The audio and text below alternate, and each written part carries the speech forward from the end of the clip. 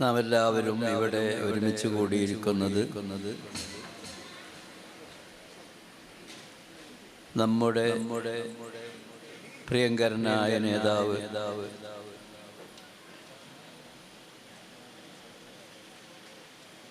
ബഹുമാനപ്പെട്ട താക്ക ഉസ്താദ് എന്ന പേരിൽ പ്രസിദ്ധനായിട്ടുള്ള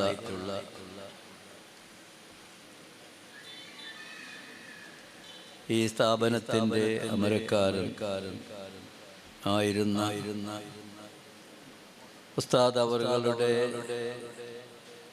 40 വഫാത്തിൻ്റെ ശേഷമുള്ള 40ാമത്തെ ദിവസം പൂർത്തിയാക്കിയതിനോടനുബന്ധിച്ചു കൊണ്ടുള്ള വിവിധ പരിപാടികളുടെ ഭാഗമായിട്ടാണ്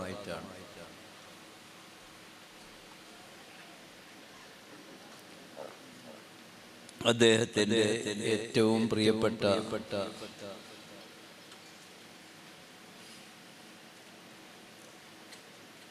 ഇവിടെ ഷരീഫാജിനെ പോലെയുള്ള ഇഷ്ട ജനങ്ങൾ അദ്ദേഹത്തിൻ്റെ പ്രിയപ്പെട്ട മക്കൾ അദ്ദേഹത്തിൻ്റെ ശിഷ്യഗണങ്ങൾ മറ്റ് അദ്ദേഹത്തെ സ്നേഹിക്കുന്ന എക്കോ ഉണ്ടെങ്കിൽ ഒഴിവാക്കി കളട്ടോ. എക്കോ വേണ്ട. ഇഷ്ടജനങ്ങൾ, സഹോദരന്മാർ, പ്രിയപ്പെട്ട നമ്മളുടെ മുതഅല്ലിം സുഹൃത്തുക്കൾ എല്ലാവരും ഇവിടെ ഒരുമിച്ച് കൂടിയിരിക്കുകയാണ്. അല്ലാഹു സുബ്ഹാനഹു വ തആല ഈ ഇജ്തിമാഇനെ, ഈ മജ്ലിസിനെ അല്ലാഹു തആല കബൂൽ ചെയ്യുമാറാവട്ടെ. ആമീൻ. ഈ മുബാറക്കായ മജ്ലിസിൽ നിങ്ങളോടൊപ്പം വന്നു ചേരാൻ സാധിച്ചതിൽ വലിയ സന്തോഷമുണ്ട്. അതിന് തൗഫീഖ് നൽകിയ അല്ലാഹു സുബ്ഹാനഹു വ തആലാനെ അങ്ങേയറ്റം സ്തുതിക്കുകയാണ്. അൽഹംദുലില്ലാഹി അലാ കുല്ലി ഹാൽ. ഇതിന് അവസരം നൽകിയ നമ്മുടെ സംഘാടകർ, അവരെ നന്ദി രേഖപ്പെടുത്തുകയാണ്, അഭിനന്ദിക്കുകയാണ്.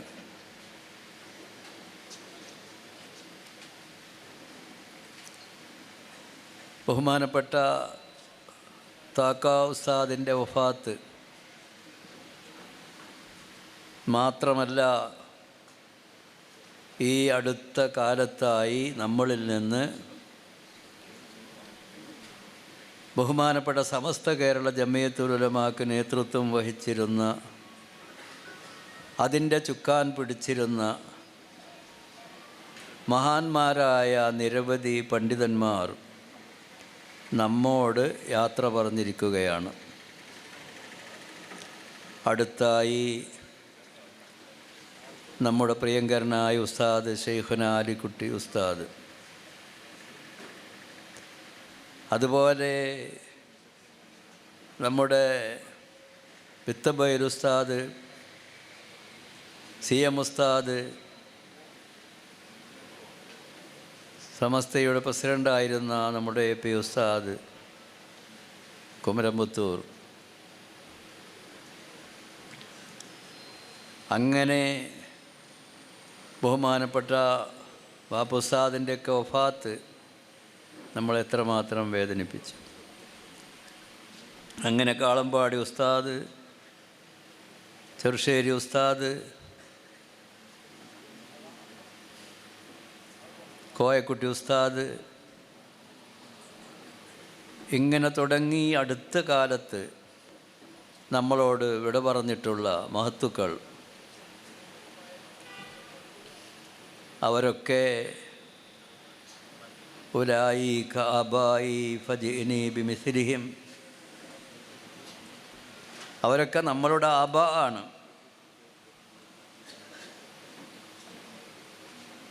നമ്മളുടെ പിതാക്കന്മാരാണ് അവരൊക്കെ നമ്മളുടെ ഉസ്വത്താണ്. നമ്മൾക്ക് മാതൃക കാണിച്ചു തന്നിട്ടുള്ള മഹത്തുക്കളാണ്. നമ്മൾക്കിനി അധ്വാനിക്കണം. നമ്മൾക്കിനി കൂടുതൽ ഹർക്കത്ത് വേണം. സുക്കൂന് പോരാ. ഹറക്കത്ത്, ഫത്ഹ്, കസ്ർ, ലമ്മ് മൂന്നെണ്ണം കഴിഞ്ഞിട്ടാണ് സുക്കൂന്. അപ്പം മഹാഭൂരിപക്ഷം ഹർക്കത്തിനാണ്. സുക്കൂന് വേണം.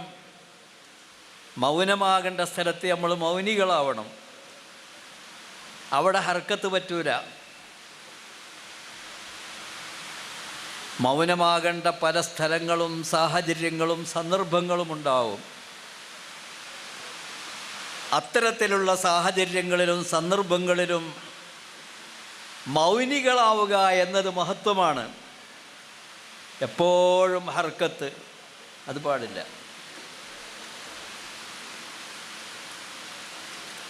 പക്ഷേ നമ്മൾ മുതഹരിക്കാവണം. നമ്മൾ ചലിക്കണം, നമ്മൾ സഞ്ചരിക്കണം, നമ്മൾ യാത്ര ചെയ്യണം. നമ്മളുടെ യാത്ര നീണ്ട യാത്രയാണ്.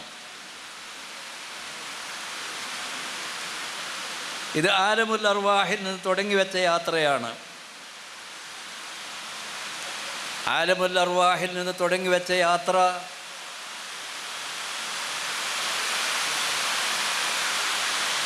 നമ്മളുടെ പിതാക്കന്മാരുടെ മുതുകിലൂടെ ആത്മീയമായ സഞ്ചാരം, ആത്മീയമായ യാത്ര നമ്മൾ ചെയ്തു.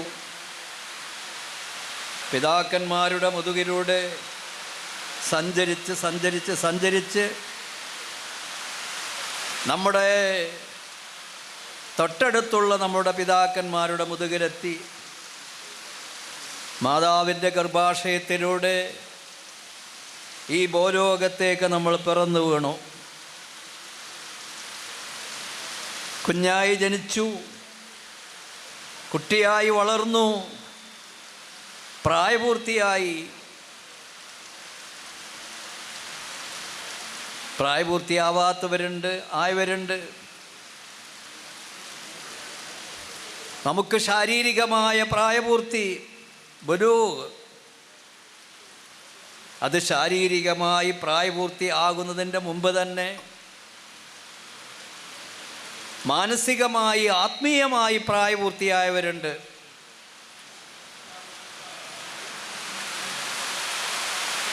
ചിലരോ ശാരീരികമായി പ്രായപൂർത്തിയാകുന്നതിനോടൊപ്പം മാനസികമായി പ്രായപൂർത്തിയാകുന്നവരുണ്ട്. മറ്റ് ചിലർ എത്ര വയസ്സായാലും കുട്ടി തന്നെ, ബലൂഗാവൂല. കുട്ടിത്വം അവനിൽ നിന്ന് വിട്ടുപോകൂല. എപ്പോഴും കുട്ടികളുടെ സ്വഭാവം, ആ രീതി ശരിയാവൂല. നമുക്ക് പ്രായപൂർത്തിയാവണം. ഉത്തരവാദിത്ത ബോധം നമ്മൾക്കുണ്ടാവണം. ആ ഉത്തരവാദിത്ത ബോധത്തോടുകൂടെ നമ്മളുടെ വ്യക്തിജീവിതം, നമ്മുടെ കുടുംബജീവിതം, നമ്മുടെ സാമൂഹ്യ ജീവിതം, ഇതിലൊക്കെ നമ്മൾ ഒരു വ്യക്തിത്വം നമ്മൾക്കുണ്ടാവണം. ഉത്തരവാദിത്ത ബോധം നമ്മൾക്കുണ്ടാവണം.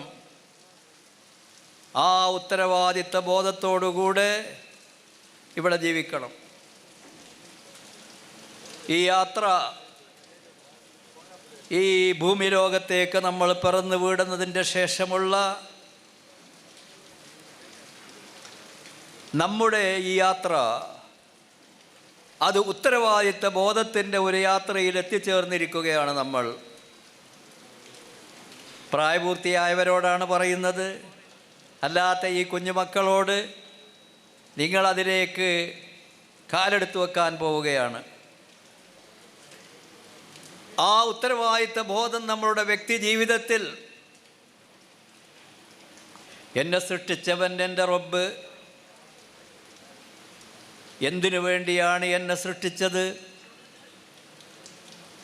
ഞാൻ എൻ്റെ വ്യക്തി ജീവിതത്തിൽ എന്തൊക്കെയാണ് എനിക്ക് ചെയ്യാനുള്ളത്? എൻ്റെ റബ്ബ് എന്നിലേക്കൊരു പ്രത്യേക ദൂതന്മാരെ അയച്ചു. അവൻ്റെ പ്രത്യേക നിയമവ്യവസ്ഥകൾ എനിക്ക് നൽകി. അതിൽ മഅ്മൂറാത്തുകളുണ്ട്, കൽപ്പനകളുണ്ട്.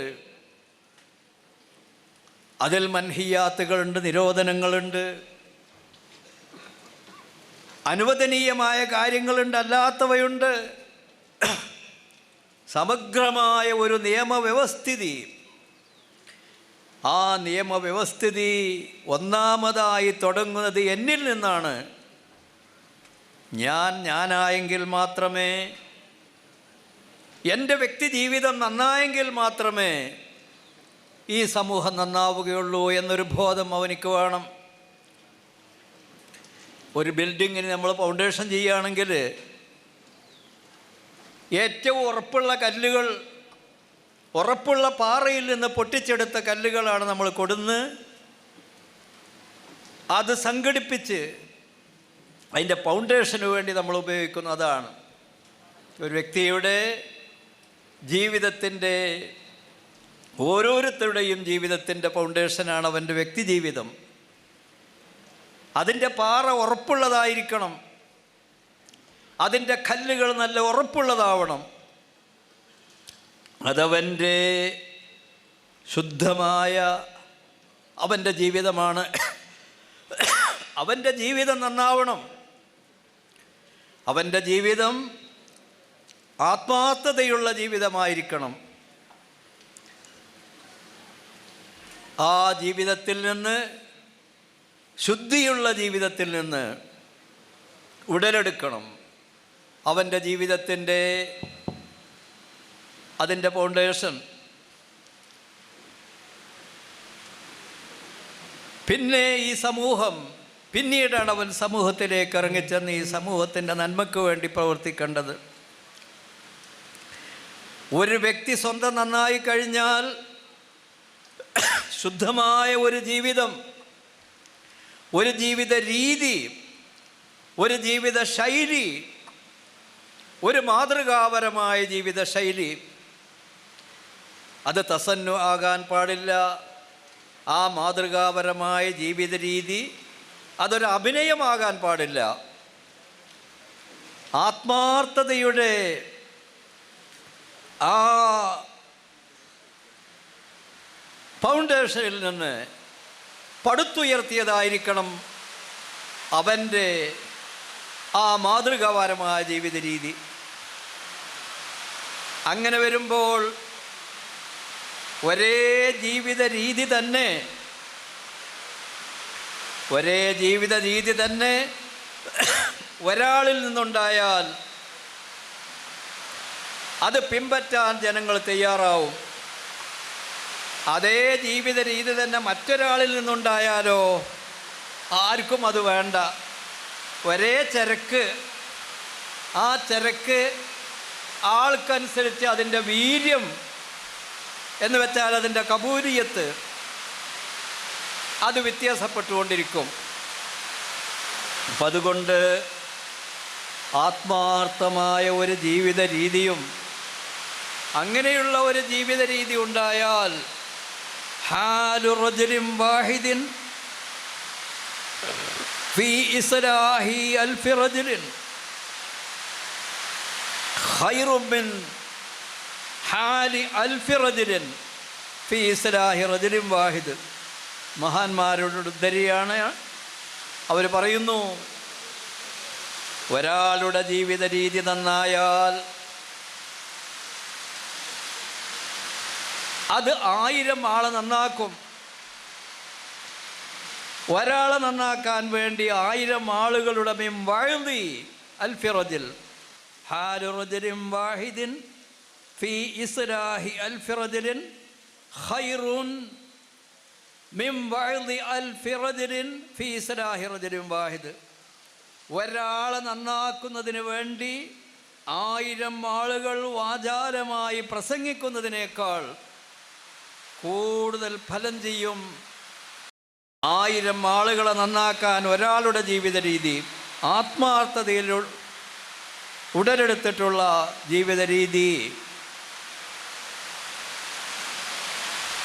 അതുകൊണ്ട് മാതൃകാപരമായ ജീവിത രീതിയായിരുന്നു നമ്മളുടെ മഹത്തുക്കളാകുന്ന സമസ്ത കേരള ജംഇയ്യത്തുൽ ഉലമായുടെ അടുത്ത കാലത്തും അതിൻ്റെ മുമ്പും മൺമറഞ്ഞു പോയിട്ടുള്ള മഹത്തുക്കൾ. അതിൽപ്പെട്ട ഒരു ഉന്നത വ്യക്തിത്വത്തിൻ്റെ, ശഖ്സിയ്യത്തിൻ്റെ ഉടമയായിരുന്നു നമ്മളിവിടെ ഒരുമിച്ച് കൂടിയിരിക്കുന്ന ബഹുമാനപ്പെട്ട താക്ക ഉസ്താദ്. അദ്ദേഹം വലിയ മഹാപണ്ഡിതനായിരുന്നു. അദ്ദേഹം ബഹുഭാഷാ പണ്ഡിതനായിരുന്നു. ആലിക്കുട്ടി ഉസ്താദിനെ പറ്റി പറയുന്നത് പോലെ ബഹുഭാഷാ പണ്ഡിതനായിരുന്നു അദ്ദേഹം. ഗൾഫ് നാടുകളിൽ ആയിരുന്ന കാലഘട്ടത്തിൽ വലിയ സാമൂഹ്യ പ്രവർത്തകനും മത സംഘടനാ പ്രവർത്തകനുമായിരുന്നു. ഗൾഫ് ജീവിതം അവസാനിച്ച് നാട്ടിൽ വന്നതിൻ്റെ ശേഷവും അതേമാതിരി തന്നെ അദ്ദേഹത്തിൻ്റെ ഇൽമിനോടുള്ള സ്നേഹത്തിൻ്റെ പ്രകടമായ ഉദാഹരണമാണ് ഈ സ്ഥാപനം.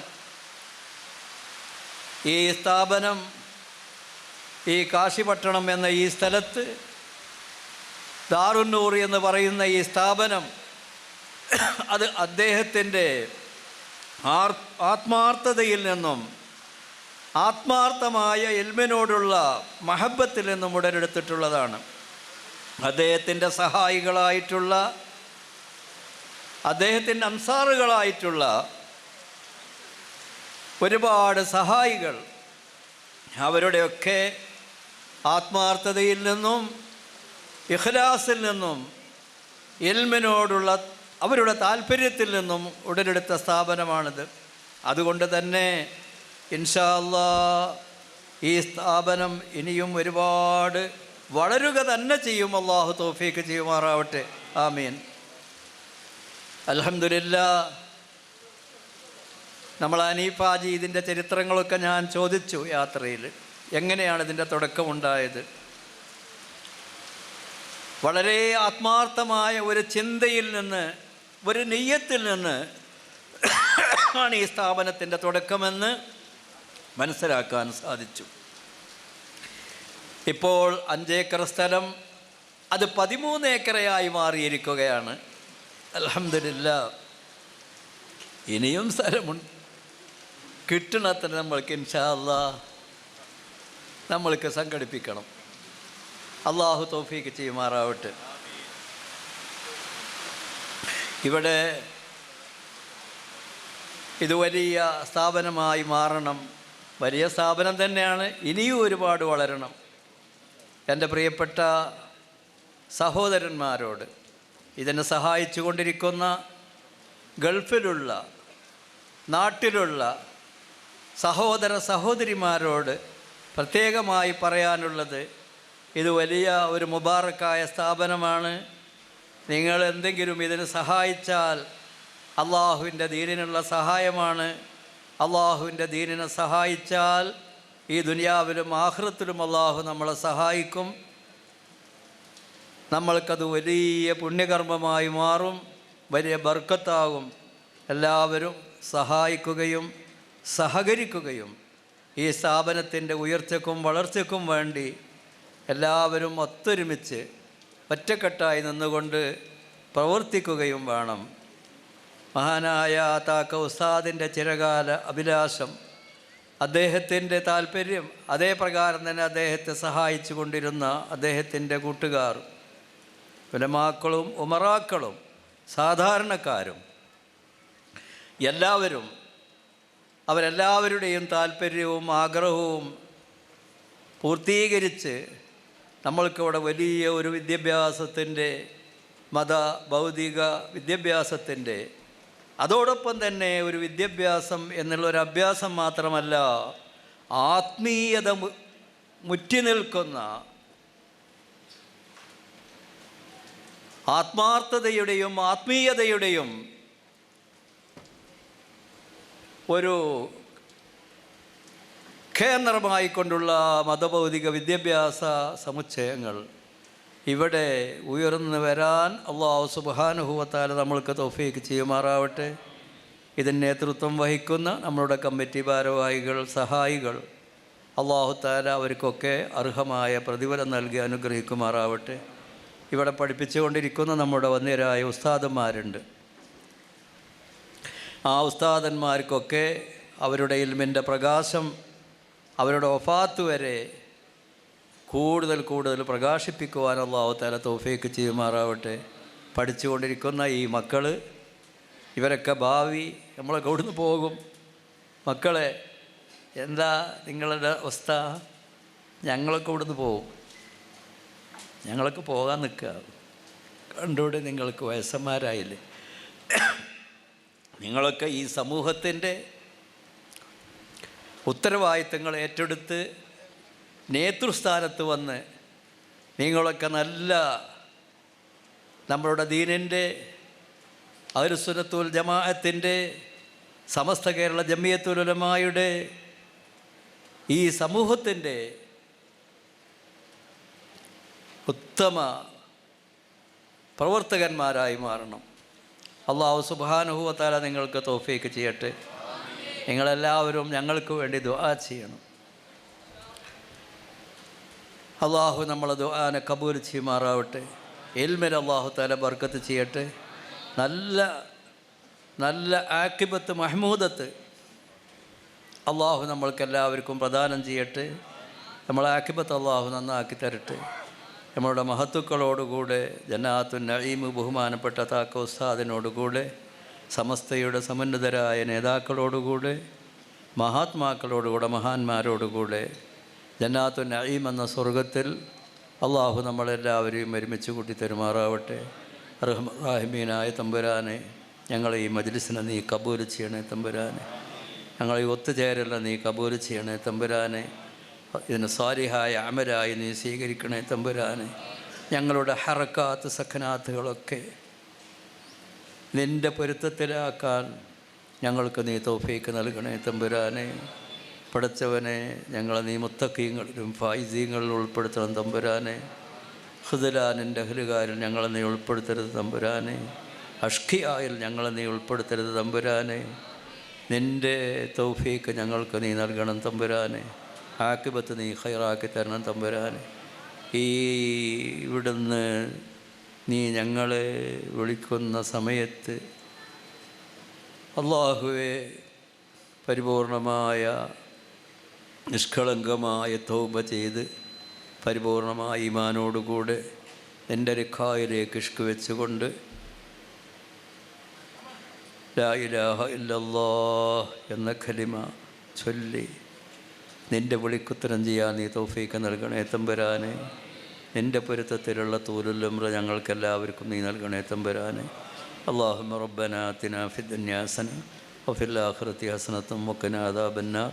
റബ്ബനാ തഖബ്ബൽ മിന്നാ ഇന്നക അൻതസ് സമീഉൽ അലീം വതുബ് അലൈനാ ഇന്നക അൻതത് തവ്വാബുർ റഹീം. ബിസ്മില്ലാഹിർ റഹ്മാനിർ റഹീം. ഇന്നാ ഫതഹ്നാ ലക ഫത്ഹൻ മുബീന എന്ന അള്ളാഹുവിൻ്റെ പരിശുദ്ധമായ പുണ്യവാക്യങ്ങളെ കൊണ്ട് ഈ മുബാറക്കായ മജ്ലിസിൻ്റെ ഉദ്ഘാടനം നിർവഹിച്ചതായി അറിയിച്ചുകൊണ്ട് ഞാൻ എൻ്റെ വാക്കുകൾ നിർത്തുന്നു. വാഖിറു ദഅ്വാന അനിൽ ഹംദുലില്ലാഹി റബ്ബിൽ ആലമീൻ. അസ്സലാമു അലൈക്കും വറഹ്മത്തുള്ളാഹി വബറകാതുഹു.